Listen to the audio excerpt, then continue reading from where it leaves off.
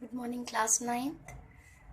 Today we will discuss the last topic of the chapter 2, which is recoil of the gun. Recoil of the gun means बंदूक का पीछे की तरफ हटना. While discussing Newton's third law of motion, I told you that Newton in third law, what does he said in third law? In third law, Newton said that to each and every action there is an equal and opposite reaction. हर एक क्रिया की समान परंतु विपरीत प्रतिक्रिया होती है. और हम लोगों ने बहुत से एग्जाम्पल भी डिस्कस करे थे, जिसमें से एक था recoil of the gun. Means जब गन से कोई बुलेट फायर होती है तो क्या होता है, गन बुलेट पे कुछ फोर्स लगाता है जिसकी वजह से बुलेट क्या होती है, गन के बाहर निकलती है. जब बुलेट गन के बाहर निकल रही होती है तो सेम फोर्स बुलेट भी गन पर लगाती है, लेकिन डायरेक्शन क्या होता है, अपोजिट होता है. जैसे कि ये गन है तो गन से जब बुलेट निकलेगी तो वो कहाँ निकल रही है, गन बुलेट पे फोर्स लगा रही है आगे की तरफ, तभी बुलेट क्या कर रही है, बंदूक में से गोली आगे जा रही है. और जो गोली होती है, जो बुलेट होती है, वो इस गन पे सेम फोर्स, सेम अमाउंट का फोर्स लेकिन अपोजिट डायरेक्शन में यानी कि पीछे की तरफ लगाती है, जिसकी वजह से क्या होता है, ये जब गोली बंदूक पे फोर्स लगाती है तो बंदूक पीछे की तरफ हटती है. इसी को बोलते हैं रिकॉइल ऑफ द गन, यानी बंदूक से गोली निकलने के बाद बंदूक का पीछे की तरफ हटना. This is called recoil of the gun. Recoil of the gun के बारे में अगर आपसे पूछा जाएगा what do you understand by the recoil of the gun, so you will answer like that. When a bullet is fired from a gun, the gun applied force to the bullet in the forward direction. This is called action. And in turn of the reaction, bullet applied same amount of force but in opposite direction, that is in backward direction to the gun. Because of that, gun moves back with a jerk and this is called recoil of the gun. जब किसी बंदूक से कोई गोली निकलती है तो बंदूक उस गोली पर आगे की तरफ फोर्स लगाती है, बल लगाती है, जिसे क्रिया बोलते हैं. और बंदूक और गोली उस बंदूक पर समान बल लगाती है लेकिन विपरीत दिशा में यानी कि पीछे की तरफ, जिसकी वजह से बंदूक क्या होती है, एक झटके के साथ पीछे की तरफ मुड़ती है. इसी को बोलते हैं बंदूक का पीछे की तरफ जाना या रिकॉइल ऑफ द गन. अब हमें करना क्या है, हमें करना है बंदूक जिस वेलोसिटी से पीछे की तरफ जा रही है, जिस वेग से बंदूक पीछे की तरफ जाती है, उसे बोलते हैं रिकॉइल वेलोसिटी. ठीक है, उसे क्या बोलते हैं, रिकॉइल वेलोसिटी. जिस वेलोसिटी से गन पीछे की तरफ मूव होती है with a jerk, that velocity is called recoil velocity या पीछे की तरफ का वेग. और हमें इसके लिए एक फॉर्मूला डिस्कस करना है, क्योंकि यही फॉर्मूला आप यूज करेंगे व्हाइल सॉल्विंग दी न्यूमेरिकल्स. तो हम मान लेंगे कि बंदूक का जो मास है वो कैपिटल एम है, यानी बंदूक का द्रव्यमान कैपिटल एम है. बंदूक जिस वेग से पीछे की तरफ जा रही है, means the gun is moving in backward direction with which velocity, which is called the recoil velocity, is capital V.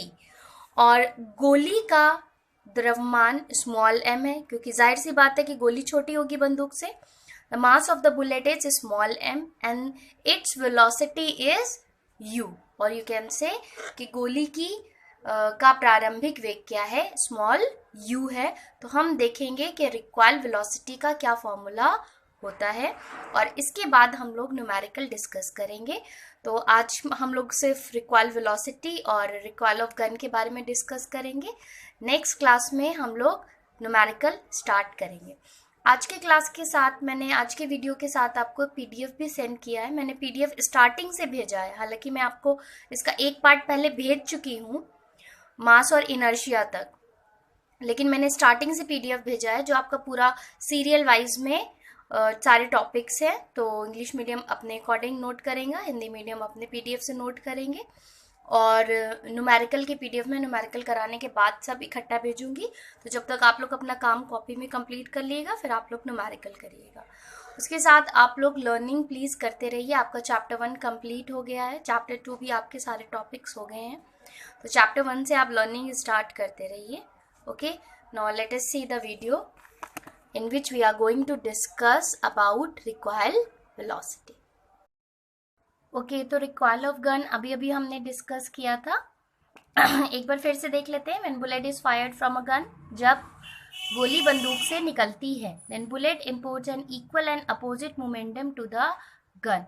तो गोली सेम और अपोजिट डायरेक्शन में मोमेंटम गन के ऊपर लगाती है, due to which the gun jerks backward, जिसकी वजह से गन क्या होती है, पीछे की तरफ झटके के साथ मुड़ती है।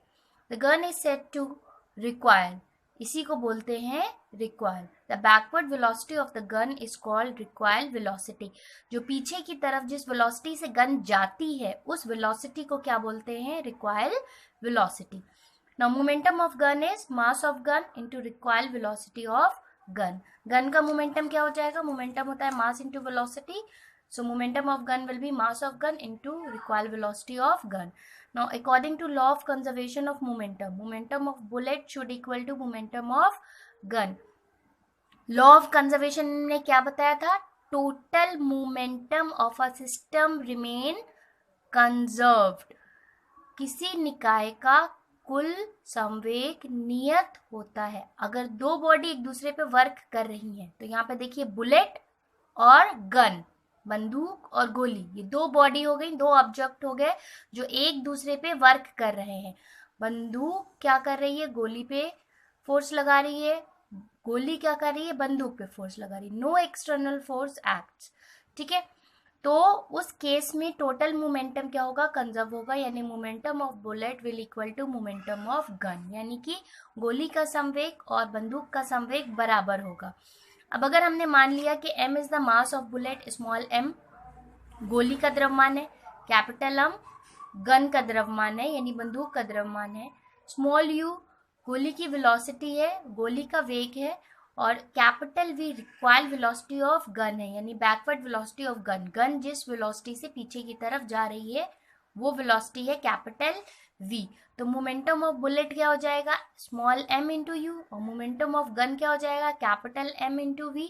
और यहाँ से हमें क्या मिल जाएगा, capital V is equal to m into u upon capital M, यानी कि required velocity is equal to mass of bullet into velocity of bullet upon mass of gun.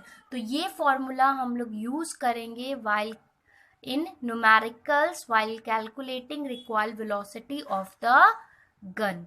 Okay, यहाँ पे स्मॉल m क्या है, गोली का वेग, स्मॉल u गोली का द्रव्यमान, स्मॉल u क्या है, गोली का वेग, कैपिटल M क्या है, बंदूक का द्रव्यमान, ठीक है। और हम क्या निकाल रहे हैं, रिक्वायर्ड वेलोसिटी, यानी वो वेग जिससे बंदूक पीछे की तरफ जा रही है, ठीक है। आई होप सबको रिक्वायर्ड ऑफ गन समझ में आ गया होगा, और ये फॉर्मूला हम न्यूमेरिकल सॉल्व करने में यूज करेंगे, इसलिए इसको बहुत अच्छे से लिख लिएगा। हो सकता है कि किसी की बुक में ये फॉर्मूला ना हो, मैंने दोनों के नोट्स में ये फॉर्मूला लिख दिया है। ये फॉर्मूला आपको न्यूमेरिकल में यूज करना होगा, इसलिए उस सेंस के लिए ये बहुत इम्पॉर्टेंट है। Okay class, next we will solve various types of numericals in the next lecture. That is all for today. Be safe and study well.